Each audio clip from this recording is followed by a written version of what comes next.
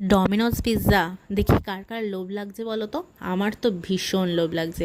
তো আমি চলে গেলাম আজ উত্তরপাড়ার ডমিনোজে, যেটা হাঁটা পথে উত্তরপাড়া গেট থেকে 2 মিনিট লাগে। দরজাটা ধাক্কা দিয়ে খুলে ঝটফট করে ওপরে উঠে আমি আগে অর্ডারটা দিয়ে নিলাম, কারণ অর্ডার দেবো তারপর তো বসেই থাকতে হবে কিছুক্ষণ। আমি ততক্ষণ বাইরের সিনারিটা দেখছিলাম। ঝিরি ঝিরি বৃষ্টি পড়ছে, নিচ দিয়ে গাড়ি যাচ্ছে, আর আমার হাতে পিৎজাও, আলাদাই একটা ব্যাপার। ততক্ষণে আমাদের পিৎজাও চলে এলো, খুলজা সিম।